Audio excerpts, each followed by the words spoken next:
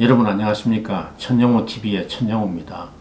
오늘은 문재인 정부의 외교안보 정책이 실패하는 근본적인 원인을 한번 진단해 보겠습니다. 오늘 조선일보에 나온 제 칼럼 내용을 해설하는 것이기 때문에 제 칼럼을 이미 읽으시고 이해하신 분들은 굳이 이 영상을 안 보셔도 될 것 같습니다. 문재인 정부가 경제 사회 정책에서 많은 비판을 받고 있죠. 그런데 외교안보 정책에서도 종잡을 수 없는 일들이 자주 벌어지고 있고 심각한 난맥상을 보여주고 있습니다. 그 결과 대한민국은 사면초가에 몰려 있고 우리의 미래를 위해서 가장 중요한 나라들과의 관계가 한꺼번에 삐걱대고 있습니다. 이런 현상은 어느 정부에서도 제가 본 적이 없습니다. 저는 정부의 외교안보 정책에 대해 비판하는 데는 조심하려고 노력하고 있습니다. 36년 동안 외교안보 정책의 현장에 있었고 노무현 정부와 이명박 정부에서 제가 중책을 맡은 적이 있기 때문에 함부로 비판했다가는 당신은 그때 제대로 한 게 뭐냐, 그런 소리 할 자격이 있냐, 후배들 제대로 가르쳤으면 이 지경이 됐겠나, 그런 말 듣기 십상이기 때문입니다. 그래서 제가 비판을 위한 비판은 자제하려고 애를 쓰고 있습니다.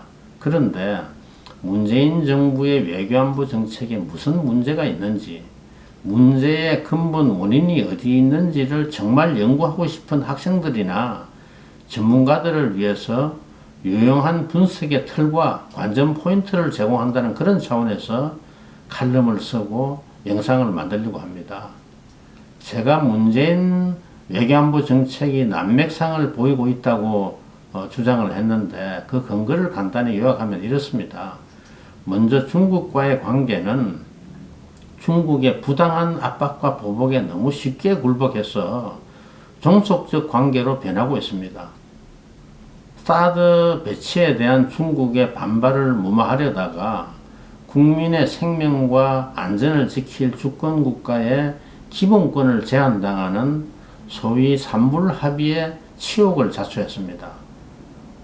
삼불합의는 뭐 잘 아시겠지만은 사드 추가 배치하지 않는다, 미국의 미사일 방어망에 안 들어간다, 한미일 안보 협력을 동맹으로 발전시키지 않는다, 이 세 가지죠. 그런데도 중국은 그것만으로는 모자란다는 그런 자세로 나오고 있습니다. 이 기회에 한국의 길을 완전히 꺾어놓고 속국으로 철저히 길들이려고 작심을 한 것 같습니다. 한일 관계는 1965년 수교 이후 최악이라는 데 이견이 없을 겁니다. 중국의 패권적 횡포에 맞서기 위해서 손을 잡고 공조해도 모자랄 판에 명분도 실리도 성산도 출구도 없는 그런 싸움에만 매몰되어 있습니다. 한일 청구권 협정의 해석과 대법원의 강제징용 판결의 해법에 대해서는 제 유튜브에서 이미 소상히 설명드렸기 때문에 되풀이하지 않겠습니다. 한미관계는 불통과 불신으로 동맹의 근간이 흔들리고 있습니다. 동문서답 하다가 보니까 민감한 문제는 미국이 한국을 패싱하는 그런 일이 가끔 일어나고 있고, 협의를 해도 서로 발표 내용이 다른 일이 다반사로 일어나고 있습니다. 남북 관계는 세 번의 정상회담으로 국민들이 평화의 환상에 도취되어 있는 동안에 북한은 평화를 파괴할 능력을 키우는데 어느 때보다도 광적으로 매달려 왔습니다. 지난 3년 동안 북한의 핵미사일은 양적으로만 대폭 늘어난 게 아닙니다. 질적으로도 비약적인 도약을 이루었습니다. 이런 북한을 위해서 대북 제재를 해제 못해서 안달하고 남북 군사 합의서로 북한군의 동향에 대한 감시 정찰까지 포기했습니다. 이제 북한이 기습 공격을 하려고 할 때 미리 들킬 걱정하지 않고 기습할 수 있도록 만들어줬는데도 북한은 고마워하기는커녕 노골적 능멸과 조롱으로 보답하고 있습니다.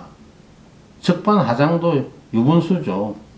한때 G20 정상회의와 핵안보 정상회의를 주최한 세계 12대 경제대국의 국제적 위상과 발언권은 이제 흔적도 찾기 어렵습니다.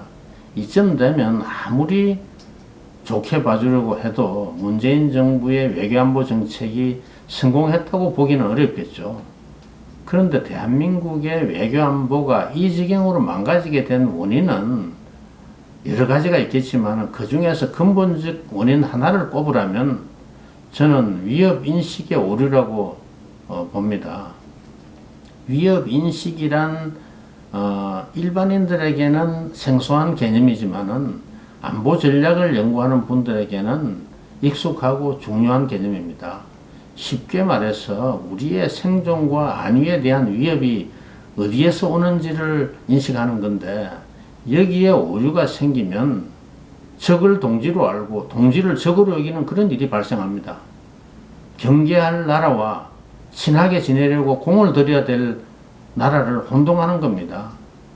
위협인식이 왜 중요하냐? 실제로 존재하는 현실적인 위협이 외교안보 정책의 방향과 목표를 결정하는 줄 아는 분들이 많은데 그게 아닙니다. 위협인식이 정책을 결정합니다. 그게 무슨 소리냐? 위협이 실제로 존재해도 이것을 제대로 인식 못하면 이 위협을 막아낼 대책을 수립하는데 소홀해지는 거죠. 없는 위협도 있다고 믿으면 괜히 적대시하는 정책을 추진하게 되는 겁니다. 가까이 지내야 할 나라를 멀리하고 적대시하는 거죠. 문재인 정부의 대북 정책, 중국과 일본을 대하는 대조적 자세가 위협이 어디서 오는지를 잘못 짚어서 빚어지는 그런 현상입니다. 우리 안보에 대한 위협이 실제로는 중국에서 오는데 일본에서 온다고 믿으면 친중 반일 정책을 추진하게 되는 겁니다. 실존하는 위협과 인식하는 위협 간의 괴리가 커지는 만큼 정책은 안보 이해관계와 동떨어진 방향으로 굴러가는 겁니다. 위협이 현실화될 때는 이미 대비가 소홀해서 낭패를 보게 되는 거죠. 우리에 대한 당장의 실존적 위협은 말할 것도 없이 북한에서 오지만은 한반도를 넘어서 동아시아 전체로 시야를 넓혀보면 역사적으로 우리의 자주독립을 침해하고 유린한 세력은 예외 없이 영내 신흥 패권 국가였습니다. 히데요시의 일본, 홍타이지의 청나라, 메이지 일본이 조선을 침탈한 것은 그들이 당시 신흥 패권 추구 세력이었고 패권을 장악하고 유지하는데 지정학적으로 조선을 지배하는 것이 필수 불가결했고 조선이 혼자서 여기에 대항할 힘이 없었기 때문입니다. 지금 동아시아의 신흥 패권국은 누굽니까? 중국이죠.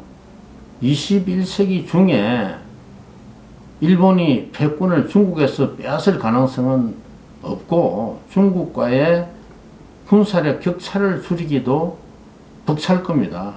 그렇다면 우리의 안보 이해관계는 그 구조상 중국과는 대립 충돌할 수밖에 없고 일본과는 일치하는 범위가 넓다는 말이 됩니다. 중국의 패권적 횡포가 노골화되는 시대에 굴종적 친중 노선을 추구하는 것은 메이지 시대에 친일 굴종을 선택하는 것과 대세에 편성한다는 그런 점에서는 같아 보이지만은 다른 점도 있습니다. 첫째는 조선이 개방과 개화의 길로 나가는데 서양 문물을 먼저 도입한 메이지 일본에서는 배울 것이 있었다면 개인의 자유를 억압하고 일당 독자 체제를 유지하는 현대 중국에서는 본받을 게 뭐가 있겠습니까? 중국몽은 대한민국이 추구하는 자유민주적 가치와 양립할 수가 없습니다. 둘째로는 한반도에 영토적 야심이 없는 여구의 강대국가의 동맹이 불가능했던 시대에는 영내 패권 세력의 속국이나 식민지로 전락하는 것이 피할 수 없는 숙명이었지만은 이제는 우리에게 대안이 있고 선택의 여지가 있습니다. 동맹이라는 든든한 보험이 있고 중국의 패권의 위협을 느끼는 다른 주변 국가들과 손을 잡고 안보 전략을 공조할 수 있는 그런 시대에 살고 있습니다.